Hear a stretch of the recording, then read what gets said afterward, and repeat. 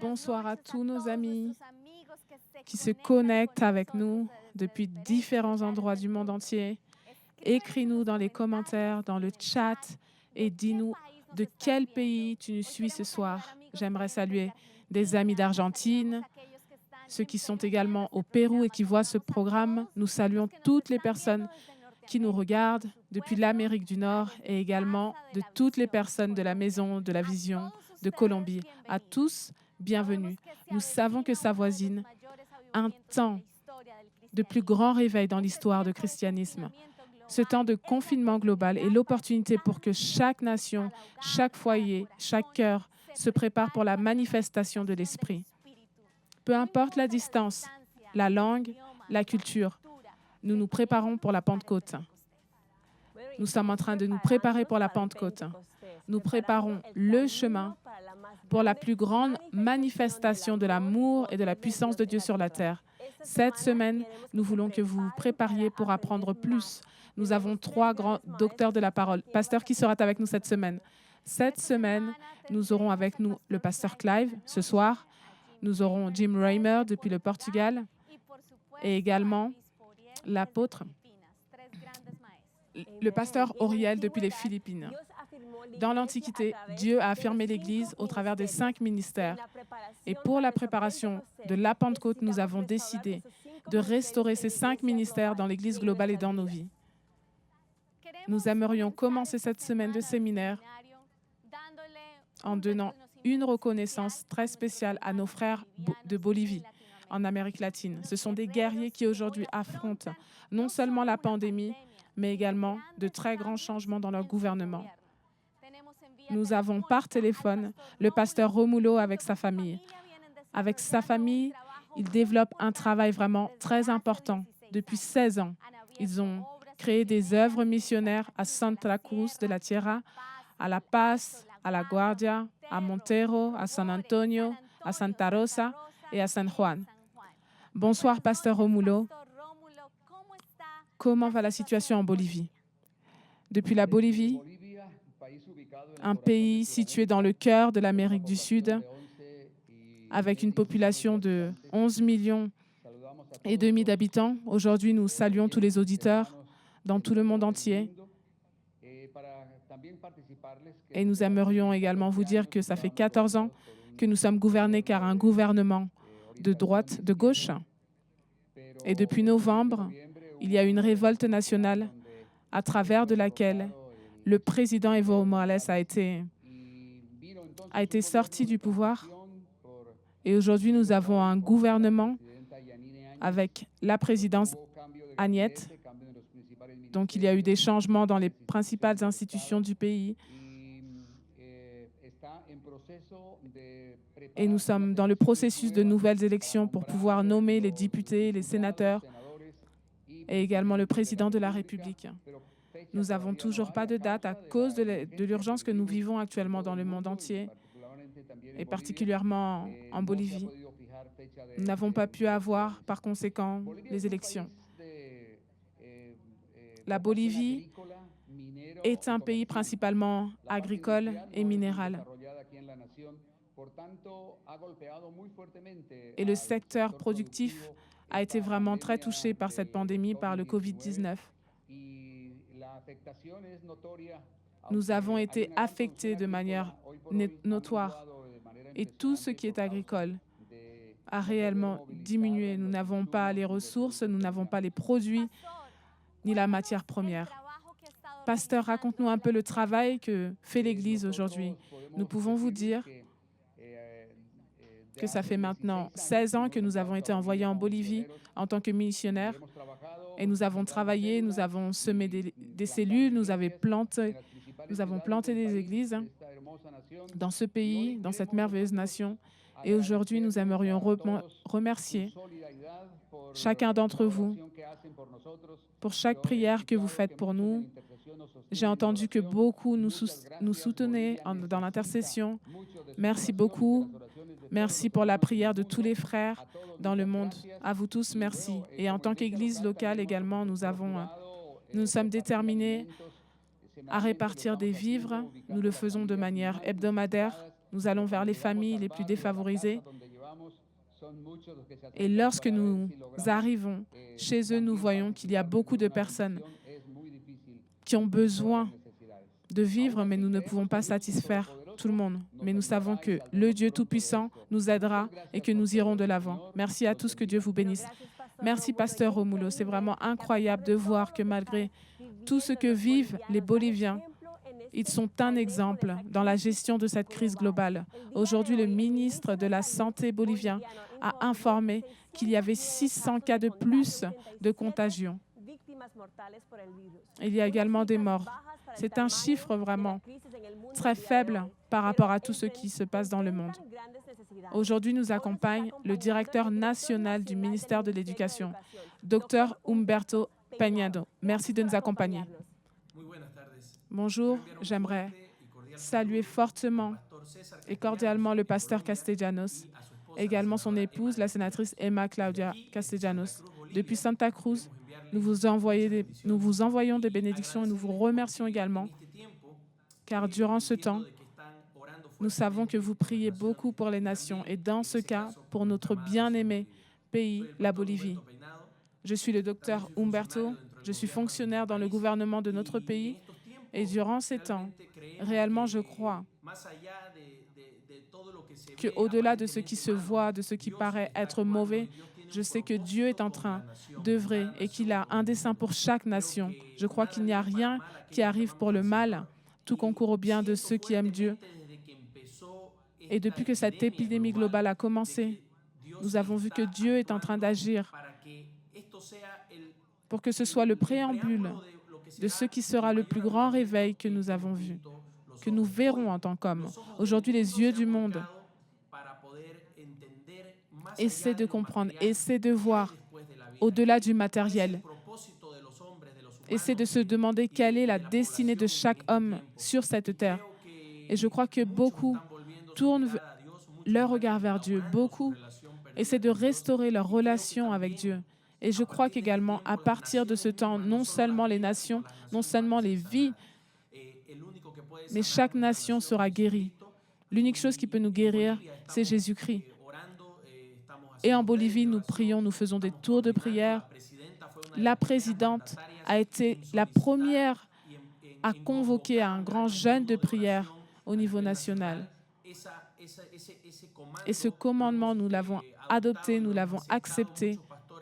Beaucoup de pasteurs au niveau national sont en train de prier quotidiennement, en train de clamer pour notre nation afin que nous soyons préservés.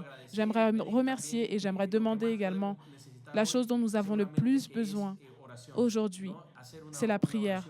Faire une prière en tant que peuple uni, ce sera très puissant et nous avons la sécurité que ces prières vont arriver devant le trône de notre Père. Donc j'aimerais également vous commenter que la présidente de la nation a convoqué, a manifesté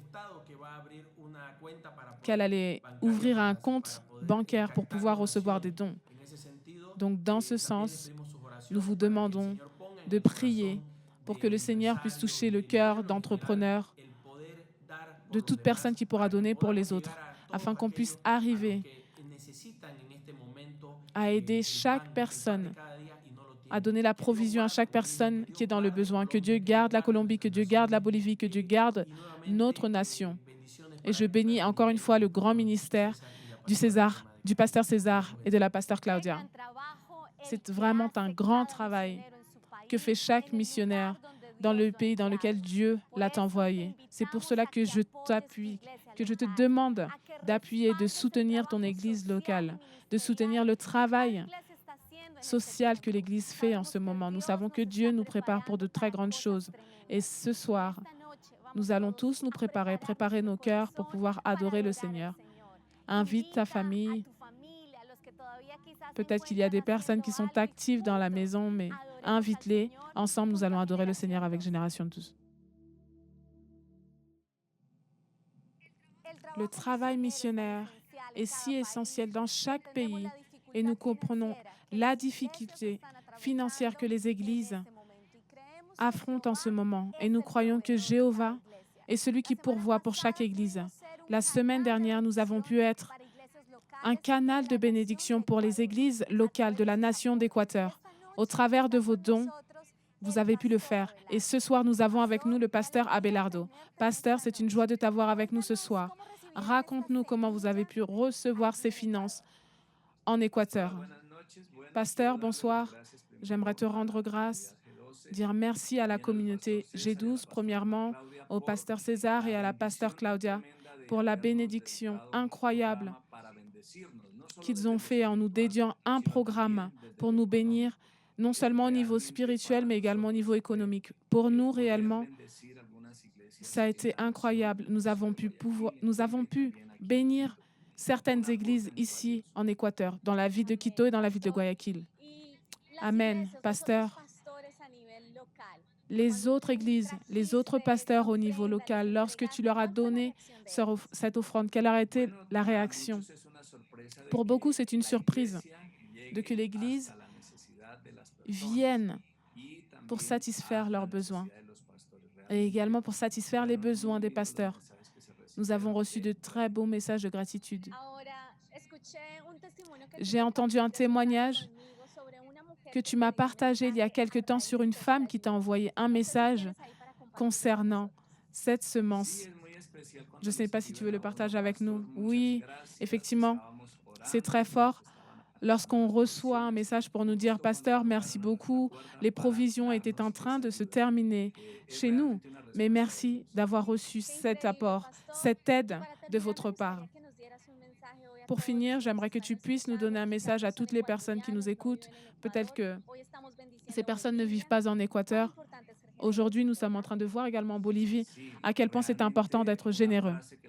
Oui, bien sûr, une phrase très importante que le pasteur nous a donnée ces derniers temps, c'est que lorsque nous donnons, nous recevons. Donc, lorsque nous donnons une petite chose, non seulement nous bénissons cette personne, mais nous sommes également en train d'ouvrir les portes de la bénédiction pour nous. Amen. Merci de nous accompagner. Aujourd'hui, pasteur, nous bénissons l'Équateur et nous retournons avec Jocelyn. En tant que famille G12, nous voulons pouvoir aider chaque famille, chaque missionnaire, chaque pasteur là où il se trouve. Et c'est pour cela qu'aujourd'hui, nous vous invitons à vous mouvoir, à faire quelque chose pour la nation de Bolivie. Tu peux donner pour que nos missionnaires puissent continuer d'aider le peuple bolivien en ce moment. Il y a beaucoup de manières d'adorer. Et une des manières d'adorer nous est enseignée par Abraham dans Genèse 22. Il monte à la montagne pour adorer le Seigneur avec son fils. Son obéissance a été son offrande et son obéissance lui a donné la provision. C'est là où il a connu Jéhovah-Jireh. Et tu sais, nous avons tous besoin de connaître Jéhovah-Jireh dans ces moments de difficulté. Seul Dieu connaît notre futur. Il est celui qui pourvoit. Il est ton pourvoyeur. Allons-y, Église. Soyons l'Église ensemble. Dites, Dieu est mon pourvoyeur. C'est Jéhovah-Jireh. Si tu es seul là où tu te trouves, déclare-le encore une fois. Jéhovah est mon pourvoyeur. Nous avons besoin de nous souvenir constamment que Dieu est celui qui satisfait nos besoins. Et rien ne te manquera en ce moment, Église. Tu peux faire ton don au travers de la page MCI, donation qui apparaît à l'écran. Peu importe le lieu dans lequel tu te trouves aujourd'hui, c'est un bon jour pour pouvoir bénir la Bolivie. Merci à tous pour votre générosité aujourd'hui. Nous accompagne depuis le Royaume-Uni un grand docteur de la parole, le pasteur Clive Harding. Bonjour, mon nom est Clive Harding et je suis pasteur de l'Église internationale de la récolte dans la ville de Newcastle en Angleterre. Et pour moi, c'est un grand privilège de pouvoir m'adresser ce soir en apportant le message de la Bible. Le titre de mon message est « 50 jours qui ont changé le monde ». Et nous allons commencer en lisant un passage de l'Écriture qui se trouve dans Actes 1, du verset 1 à 11. Acte 1, verset 1 à 11. Théophile, j'ai parlé dans mon premier livre de tout ce que Jésus a commencé de faire et d'enseigner dès le commencement, jusqu'au jour où il fut enlevé au ciel après avoir donné ses ordres par le Saint-Esprit aux apôtres qu'il avait choisis. Après qu'il eut souffert, il lui est apparu vivant et leur en donna plusieurs preuves, se montrant à eux pendant 40 jours et parlant des choses qui concernent le royaume de Dieu. Comme il se trouvait avec eux, il leur recommanda de ne pas s'éloigner de Jérusalem, mais d'attendre ce que le Père avait promis, ce que je vous ai annoncé, leur dit-il. Car Jean a baptisé d'eau, mais vous, dans peu de jours, vous serez baptisés du Saint-Esprit. Alors les apôtres réunis leur demandèrent, « Seigneur, est-ce en ce temps que tu rétabliras le royaume d'Israël ?»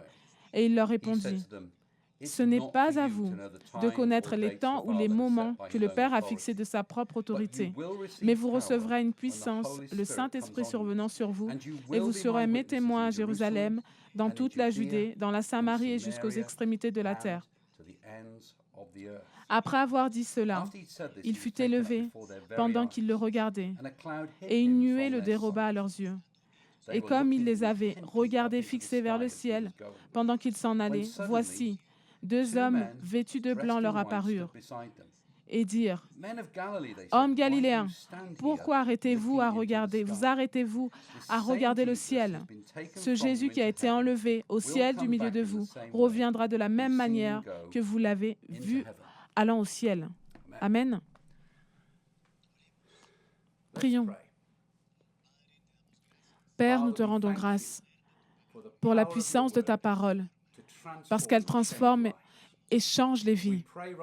Nous prions en ce moment pour que ta parole soit transportée dans notre esprit, dans notre cœur, et nous te demandons à ce que ta présence soit avec nous lorsque nous écoutons ta parole.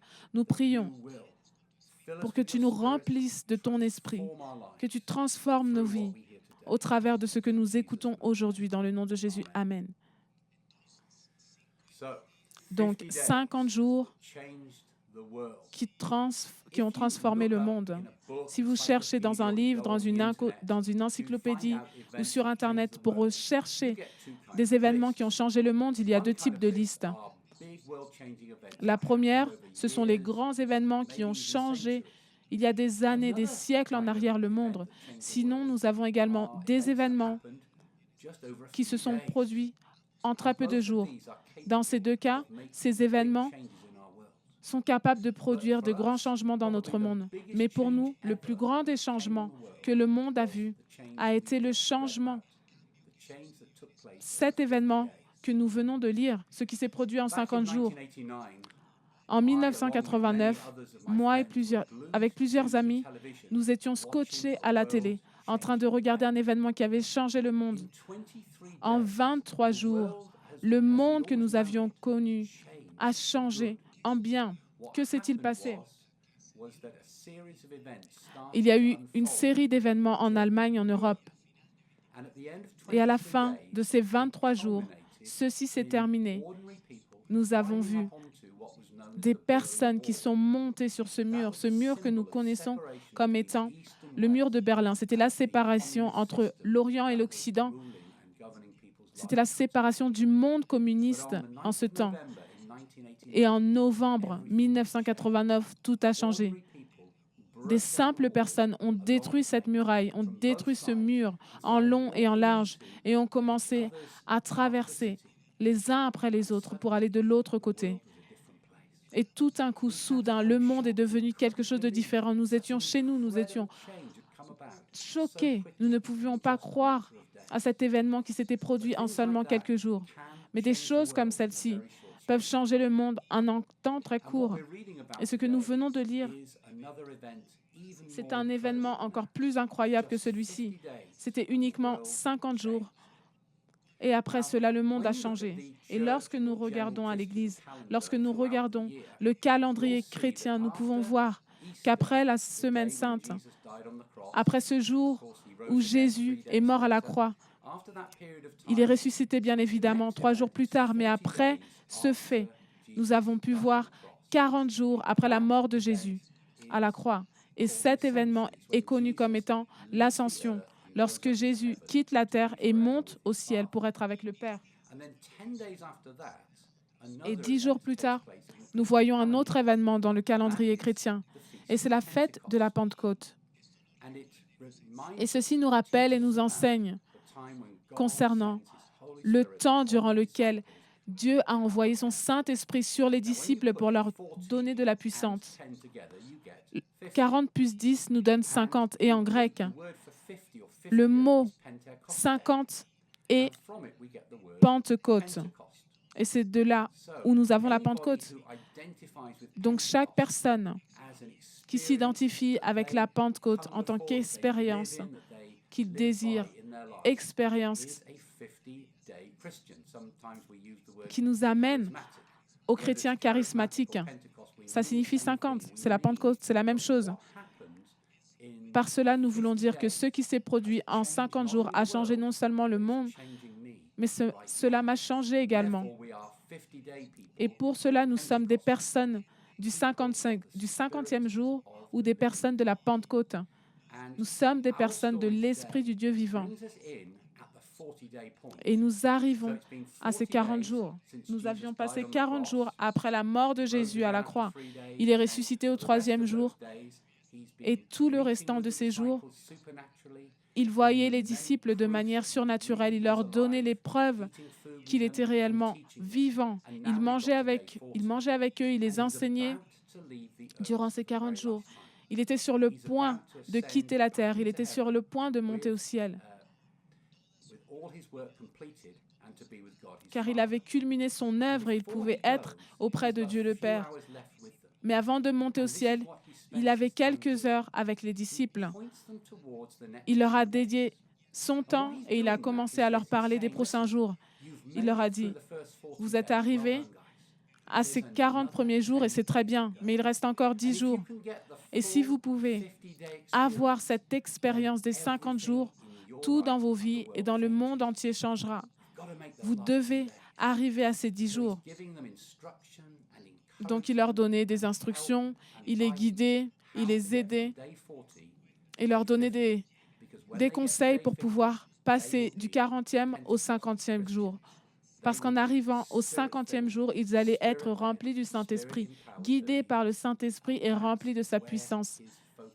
Et c'est pour cela qu'il était focalisé. Il cherchait à les amener du 1er au 50e jour. S'il s'était arrêté au 40e jour, nous n'aurions jamais connu cet événement qui a changé le monde. S'il s'était arrêté 10 jours avant l'objectif, nous n'aurions pas vu ce 50e jour. Nous allons approfondir l'histoire et nous allons voir quel est le plus important dans ces 10 jours. Qu'est-ce qui fait que ce soit un événement, un fait qui change le monde pour tout le monde? Et c'est quelque chose auquel j'aimerais que vous puissiez penser. Si vous écoutez ce message maintenant, c'est grâce à ce qui s'est passé durant ces 50 jours. Ces 50 jours ont déjà changé ta vie, personnellement, en t'amenant jusqu'ici. Donc, ce sont des jours très puissants. Ce sont des jours que Dieu veut rendre réels pour nous.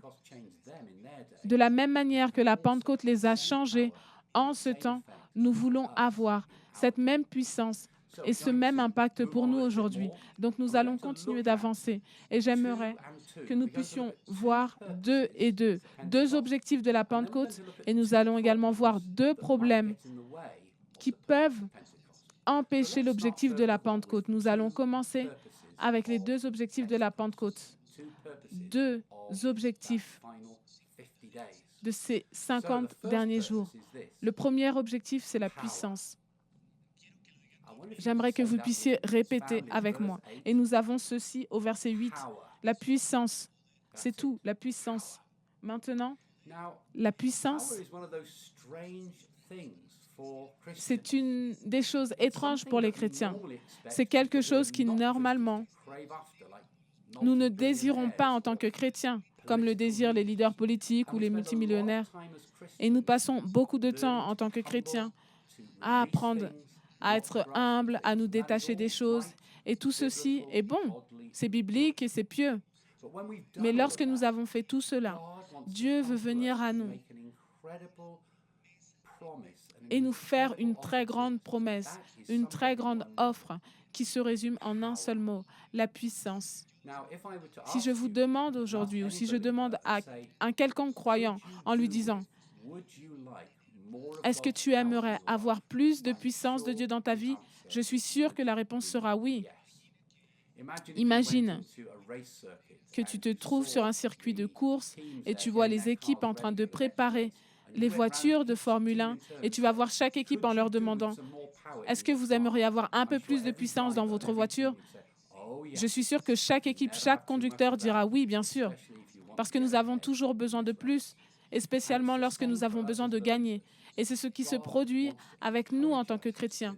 Dieu veut nous motiver à le croire, à croire qu'il y a plus de puissance disponible pour nos vies. C'est la puissance pour vivre la vie comme nous devons la vivre. La puissance pour bénir d'autres personnes. La puissance pour amener la présence de Dieu dans la vie des autres. La puissance pour changer et être transformé. La puissance pour prier, la puissance pour adorer, la puissance pour imposer les mains sur les malades afin qu'ils soient guéris. La puissance pour lire les Écritures avec onction et avec vie. La puissance dans chaque partie de la vie chrétienne. Et je suis sûre que tout comme moi, vous direz Amen. Oui, Seigneur, donne-moi plus de puissance. Donne-moi plus de puissance surnaturelle dans ma vie. La Pentecôte, numéro 1, c'est principalement quelque chose qui est lié à la puissance, quelque chose qui est lié au fait que Dieu donne de sa puissance, donne son Saint-Esprit à des hommes et à des femmes normales, afin qu'ils puissent vivre la vie que Dieu veut que nous vivons, afin qu'on puisse faire ce que Dieu veut que nous fassions, afin que nous puissions suivre Christ de tout notre cœur, de toute notre force et de toute notre âme. C'est la puissance qui vient d'en haut, la puissance pour aimer Dieu, la puissance pour le connaître, la puissance pour faire ses œuvres et pour être le peuple que nous devons être. Lorsque nous vivons dans cette puissance, ceci change le monde. Et c'est de cela dont s'agit la Pentecôte. 50 jours qui ont changé le monde par la puissance du Saint-Esprit. Le second objectif de la Pentecôte, c'est la proclamation. Dieu nous appelle à proclamer. Il nous appelle à être témoins. Et être témoin n'est pas quelque chose de difficile. L'unique chose que tu dois faire en tant que témoin, c'est savoir ce qui est réel et d'être honnête et intègre. Il n'y a pas de pression. Tu ne dois pas ressentir de pression en racontant ce que Dieu a fait pour toi, parce que ce sont des réalités, des vérités que Dieu a fait. Il y a quelques années en arrière, avec ma femme, nous étions sur la route et il était tard le soir et nous avons assisté à un vol. Nous nous sommes arrêtés pour pouvoir assister à ces personnes qui étaient volées. Et plus tard, nous avons dû être en face de la police pour raconter ce que nous avions vu, ce que nous avions entendu, ce qui s'était produit. Et ce n'était pas quelque chose de difficile car nous avons juste eu besoin de dire ce que nous avions vu. Et quelques temps plus tard, la police a arrêté ces personnes et les a amenées devant le tribunal. Et ces personnes-là ne voulaient pas avouer. Ces personnes niaient ces choses. Le tribunal nous a appelés, nous avons dû nous rendre au tribunal en tant que témoins. Et lorsque nous avons été appelés devant le juge, nous avons dû encore une fois raconter ce que nous avons vu, ce que nous avons entendu, et nous n'avions pas de pression, car c'était l'histoire de ce que nous avions vu. Et l'avocat de la défense a dit à ses clients, « Êtes-vous sûr que vous voulez rester et déclarer que vous êtes non coupable ?» Car ils ont des témoins. Et à la fin, les coupables ont décidé que cela n'en valait pas la peine de continuer à nier le fait qu'ils étaient coupables, car il y avait des témoins. Et ça, c'est la puissance du témoin. Un témoin peut changer le cœur et les pensées d'une personne. Et ça, c'est la puissance de la Pentecôte, la puissance des 50 jours au travers de la proclamation. Lorsque nous parlons de la réalité de l'histoire de Christ, par la puissance de l'Esprit, il y a la puissance pour changer le cœur et changer la mentalité, les pensées des gens concernant ce qu'ils pensent de Dieu, ce qu'ils pensent de l'éternité, leur position devant Dieu. Ils ont besoin de connaître Christ, leur donner leur cœur et de reconnaître ce que Christ a fait à la croix pour eux. Ça, ce sont deux objectifs de la Pentecôte, la puissance et la proclamation. J'aimerais que tu le dises avec moi. Je vais le dire premièrement et vous allez répéter.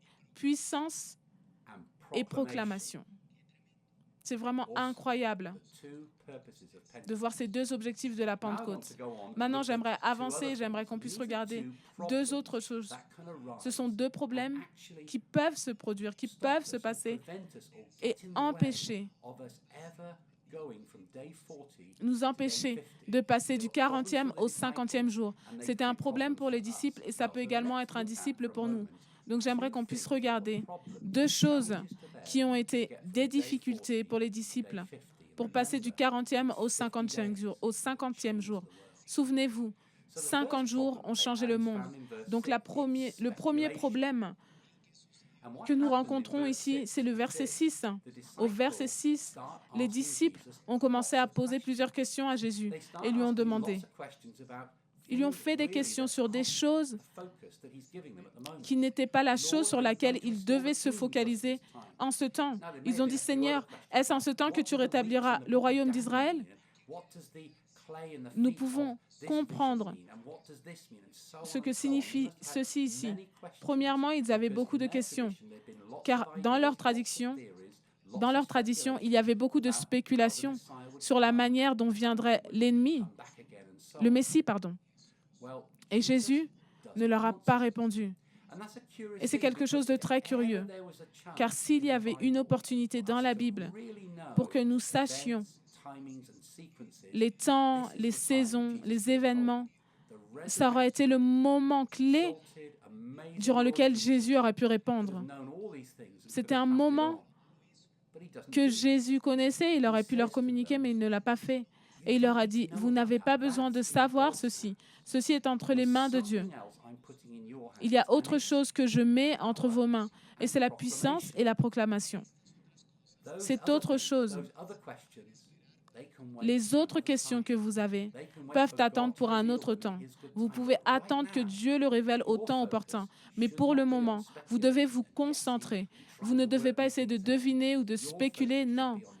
Vous devez vous focaliser jusqu'à recevoir la puissance du Saint-Esprit dans vos vies. Cette puissance qui vous amènera à prêcher l'Évangile là où vous serez, dans le monde entier. Donc Jésus a essayé de les éloigner de la spéculation pour les amener à la mission qu'il leur donnait à accomplir avant qu'ils reviennent de nouveau. Et jusqu'aujourd'hui, il y a toujours beaucoup de spéculations. Il y a des livres, des sites Internet dans lesquels on trouve toutes sortes de spéculations. Et ceci n'est pas la Pentecôte. La Pentecôte, ce sont 50 jours qui ont changé le monde. Et ce qui change le monde sont des personnes de puissance, des personnes de proclamation qui se focalisent sur ces deux choses et abandonnent toutes les autres choses entre les mains de Dieu. Les disciples auraient pu échouer et ne pas comprendre ce que Jésus était en train de leur dire. Ils auraient pu échouer les 10 derniers jours si seulement ils étaient restés dans la spéculation. Et merci Seigneur, car ça n'a pas été le cas. Le second problème ou le second défi pour eux, c'était de rester calme, d'attendre sans ne rien faire. Je ne sais pas si vous avez lu l'histoire, mais c'est vraiment très étonnant. Jésus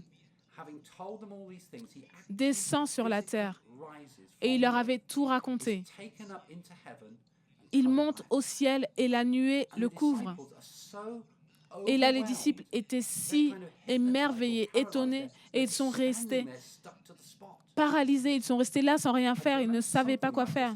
Et je me souviens que quelque chose comme ceci s'est produit dans ma vie il y a des années en arrière, lorsque j'apprenais à conduire. Mon instructeur, mon moniteur m'avait dit d'arrêter la voiture. D'arrêter la voiture en pleine côte, en pleine colline, parce qu'il voulait m'apprendre à redémarrer sans faire marche arrière. Et à l'époque, il n'y avait pas de voiture automatique au Royaume-Uni, donc tout était manuel. L'embrayage, la boîte de vitesse, tout était manuel. Donc il m'avait beaucoup parlé, il m'avait donné beaucoup d'instructions. Et finalement, je suis restée paralysée. Je suis restée choquée, figée, regardant au devant de moi. Et je ne faisais rien. Et l'instructeur a dû faire ci pour me dire « Réveille-toi, réveille-toi, c'est parti, on y va ». Qu'est-ce qui se passe? Et j'ai dû mettre le pied sur le frein et dire « Je suis désolée, je suis désolée ». Mais je suis restée comme figée. J'étais comme hypnotisée. Et il m'a dit « Non, concentre-toi, tu dois faire ton travail ». Et c'est ce que Jésus disait à ses disciples dans cette histoire. Il est monté au ciel. Et je m'imagine qu'il a regardé en bas en se disant « Ils sont là, ils ne font rien. Ils ne font rien, ils sont arrêtés. » Alors que je leur ai donné une puissance incroyable, une promesse incroyable. Je leur ai donné une commission et ils sont là à ne rien faire. Donc, en descendant de l'ascenseur céleste, il a appelé les 2 anges les plus proches et il leur a dit, « Venez par ici, montez dans l'ascenseur, descendez et dites-leur d'arrêter, de rester comme ça sans rien faire. Ils doivent se bouger, ils doivent faire quelque chose. » Donc là, les 2 anges descendent, ils appuient au premier étage, ils arrivent sur la terre, sortent de l'ascenseur et ils leur disent, « Qu'est-ce que vous faites? Allez, c'est parti, réveillez-vous. Vous devez faire quelque chose. Vous êtes en train de faire marche arrière alors que vous devez avancer. À partir de maintenant, il reste 10 jours. Pourquoi? Car il leur avait donné la mission la plus importante. Ils devaient arriver au 50e jour qui allait changer le monde pour toujours. Et c'est comme ceci que ça s'est produit. Ils se sont réveillés et ils ont pu arriver à ces 50 jours. Ils ont complété leur équipe de 12, ils ont trouvé une nouvelle unité, ils se sont préparés. Et lorsque le jour de la Pentecôte est arrivé, ils étaient tous là, tous ensemble, dans la chambre haute. Et tout ceci est intéressant, car ils ont reçu la puissance de l'Esprit après 50 jours. Et à partir de là, ils sont sortis et ils ont changé le monde pour toujours et en bien. Je ne sais pas si vous le remarquez, mais ils ont reçu l'Esprit dans la maison de quelqu'un. Ils n'étaient pas dans un temple, ils n'étaient pas dans une synagogue, ils n'étaient pas dans un lieu spirituel, religieux, non. Ils étaient tous ensemble dans le salon de la maison de quelqu'un. La puissance de l'Esprit, la puissance de Dieu, la puissance de la Pentecôte, la puissance des 50 jours peut arriver à nos vies lorsque nous sommes à la maison, peut nous toucher en tant qu'individu, en tant que famille, et nous remplir, nous changer, nous transformer en ces proclamateurs de la parole que nous sommes appelés à être. Comment y sont-ils arrivés? Comment sont-ils arrivés à passer du 40e au 50e jour? Au verset 14, quelque chose de très clair et d'excellent nous est présenté. Et ça a été ce qu'ils ont fait. Ils ont prié. Ils se sont rassemblés dans un même lieu, jour après jour, et ils priaient. Ils avaient une communion et ils priaient ensemble. Et durant ce temps, des choses ont commencé à se produire. Et le résultat final est qu'ils ont tous été prêts pour l'effusion du Saint-Esprit.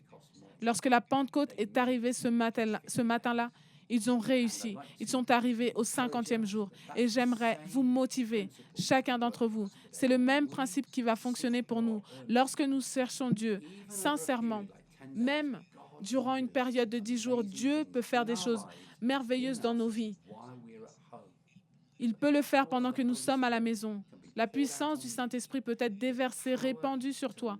La puissance pour répandre, pour vivre pleinement en Christ peut être répandue sur ta vie pour proclamer l'Évangile, pour proclamer les bonnes nouvelles de notre Jésus en tant que fidèle témoin.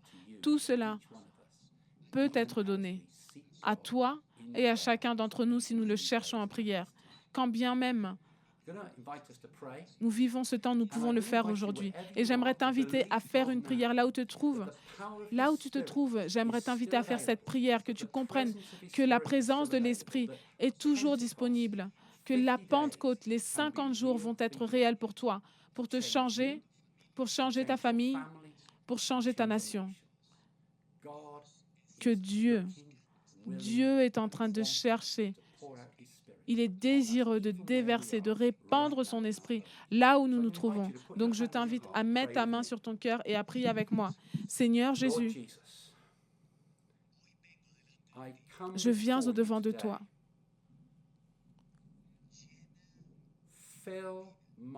Remplis ma vie avec ton esprit, avec ta puissance, avec ta puissance pour proclamer l'Évangile, avec ta puissance pour être témoin.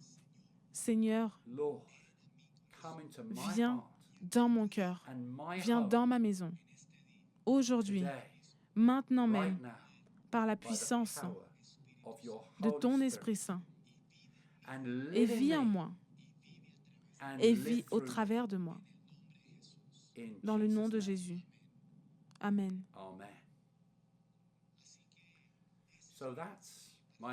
Donc, c'était mon message pour aujourd'hui.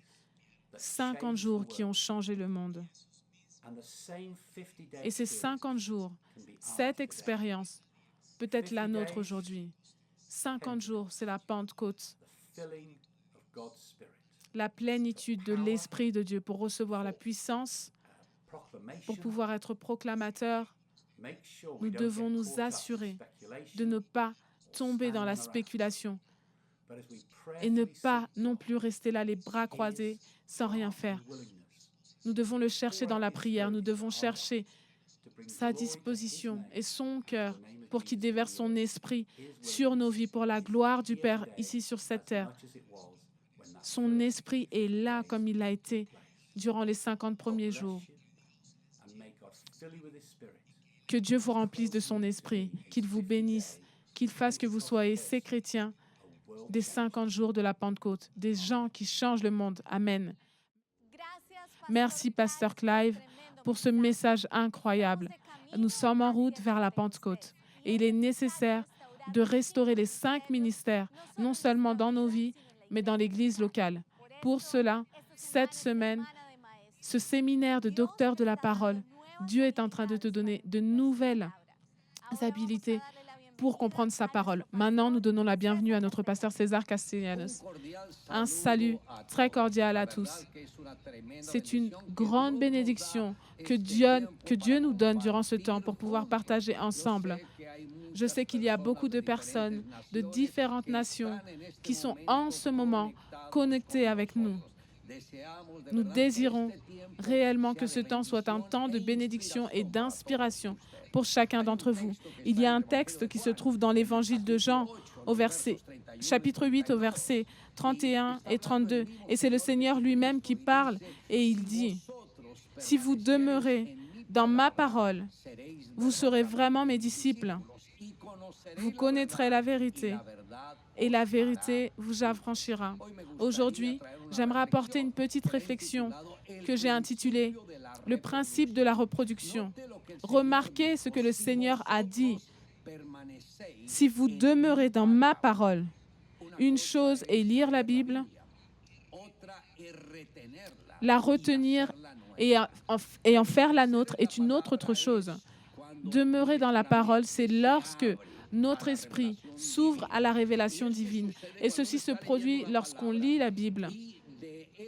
Et que de cette même parole que nous lisons, nous voyons les lettres sortir pour venir se déposer sur notre cœur. C'est là où nous sentons la parole de Dieu. C'est là où nous sentons Dieu est en train de parler à ma vie. Et ce message que Dieu est en train de nous donner doit demeurer en nous. Si vous demeurez dans ma parole, vous serez vraiment mes disciples. Et demeurer dans la parole nous guide à connaître ce qu'est la vérité. Et la vérité est en Jésus et dans l'œuvre qu'il a produit, qu'il a fait. Donc cette vérité va nous amener à comprendre que nous sommes des disciples de Jésus et que nous sommes en train de nous efforcer dans ce disciple-là. Concernant cela, le livre du plan Maestro de l'évangéliste Coleman fait référence à une question qu'il a posée à Billy Graham. Il lui a dit, si vous étiez pasteur d'une grande église dans une grande ville, quel serait votre plan d'action? Et le grand évangéliste a répondu, une des premières choses que je ferais, ce serait de m'entourer d'un groupe de 10, 12 personnes qui se réunissent plusieurs heures par semaine pour payer le prix. Je sais qu'ils devraient payer le prix du temps dans leur vie. Et je leur partagerai tout ce que je connais, tout ce que je sais. Et de cette manière, j'aurai 12 ministres entre les laïcs. Je connais une ou deux églises qui ont ces groupes de 10, 12 personnes. Et leur assemblée est une révolution. Je crois effectivement que Christ a établi ce modèle. Il a investi la majeure partie de sa vie en 12 personnes. Il n'a pas passé tout son temps avec la grande multitude, non. Et moi, dans ma vie, je vois que lorsqu'il y avait les multitudes, il n'y avait pas de grands résultats. Mais les grands résultats se sont produits avec les 12 et dans le temps également qu'il avait en intimité avec Dieu. 2 disciples ont été très impactés par la parole de Jésus. Et cette parole que nous a partagée l'évangéliste Billy Graham est vraiment très impactante. Il était évangéliste, donc il n'a pas pu se focaliser sur 12 personnes, car Dieu l'avait appelé à conquérir les multitudes. Mais il était en train de donner quelques lignes directrices pour que les pasteurs puissent se focaliser dans la formation des disciples, dans la ville dans laquelle Dieu les a établis, afin qu'ils puissent commencer un processus de reproduction. Jean le Baptiste, pour sa part, savait qu'il était le précurseur du Messie. Et son temps de ministère était sur le point de se terminer. Et 2 de ses disciples ont été très impactés par les mots de son leader lorsqu'il a dit « Et voici l'agneau de Dieu ». Ceci a réveillé leur curiosité. Et ils ont avancé. Ils ont avancé et ils ont commencé à marcher derrière Jésus. Et à un moment donné, Jésus s'est retourné en leur disant « Que cherchez-vous » Quelle grande question. Il y a des personnes qui suivent Jésus sans avoir un dessein particulier dans leur vie. Ils le font uniquement car de cette manière, ils peuvent apaiser leur conscience. Il y a d'autres personnes qui le suivent parce qu'elles sont en recherche de bénéfices de sa part. D'autres le font pour avoir ce sentiment d'appartenance à une religion. Mais néanmoins, Jésus voulait savoir pourquoi ces 2 disciples s'étaient approchés de lui. Et leur réponse a été, où vis-tu? Où demeures-tu? Si tu es le Messie, nous voulons savoir où est-ce que tu vis. Jésus a trouvé cette question-là normale et il leur a dit, venez et vous verrez. Une fois qu'ils ont vu là où Jésus vivait, ils ont été satisfaits et ils sont restés avec lui toute la journée. Jésus, c'est de cette manière qu'il a conformé son équipe, petit à petit. Philippe, Nathanaël, Matthieu, les autres, jusqu'à pouvoir réunir complètement l'équipe de 12. Lorsque quelqu'un a une rencontre personnelle avec Jésus, dans cette personne, il n'y a pas une ombre de doute. Elle a cette conviction parfaite que le Seigneur est le véritable Dieu. Après sa rencontre avec Jésus, Philippe a cherché son meilleur ami Nathanaël et il lui a dit, « Nous avons trouvé celui que Moïse a écrit dans la loi. » Et il faisait référence à Jésus, le fils de Joseph, le charpentier. Et Nathanaël a dit, « Mais de Nazareth, quelque chose de bon peut-il en sortir ?» Et Philippe lui a dit, « Viens et tu verras. » En d'autres mots, il voulait dire à son ami, « Viens et essaie.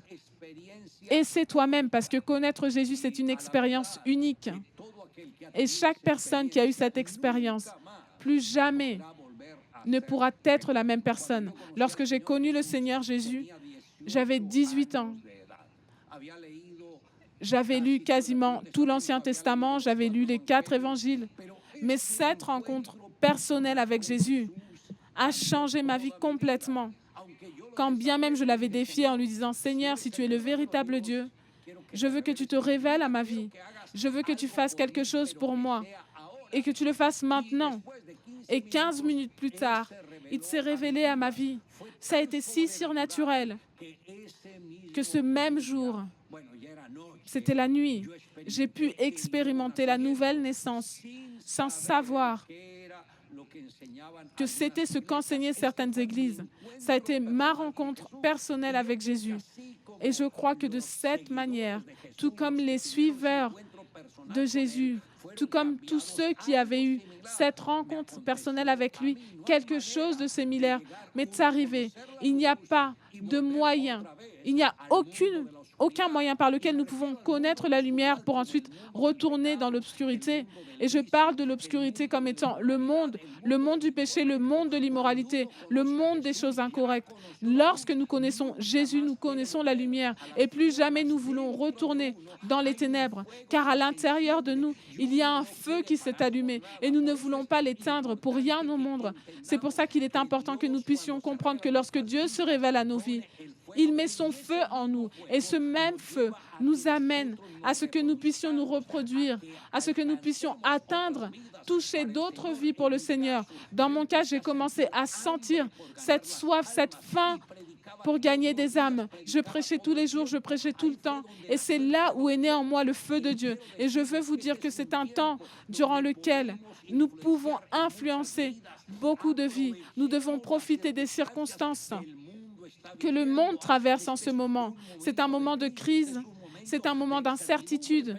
Mais nous les chrétiens, ceux qui avons connu Jésus, nous avons la lumière et nous avons également la médecine, nous avons la vérité et nous avons également le moyen pour que les personnes puissent prospérer. Si nous pouvons amener ces personnes à la rencontre avec Jésus, tout va changer. Si nous pouvons comprendre qu'une des choses que Dieu nous a confiées, c'est la reproduction en disciples, nous pourrons le faire. Et je veux vous inviter chacun d'entre vous, connecté ce soir avec nous, que vous puissiez faire votre part, que vous puissiez y mettre tout votre cœur, que vous puissiez vous efforcer à donner du fruit dans l'abondance. J'aimerais prier pour vous. Père, bénis toutes ces personnes qui se sont connectées, que ce soit ta main sur eux, et qu'ils puissent naître à l'évangélisation, naître au discipulat, qu'ils puissent naître à l'enseignement pour faire des disciples.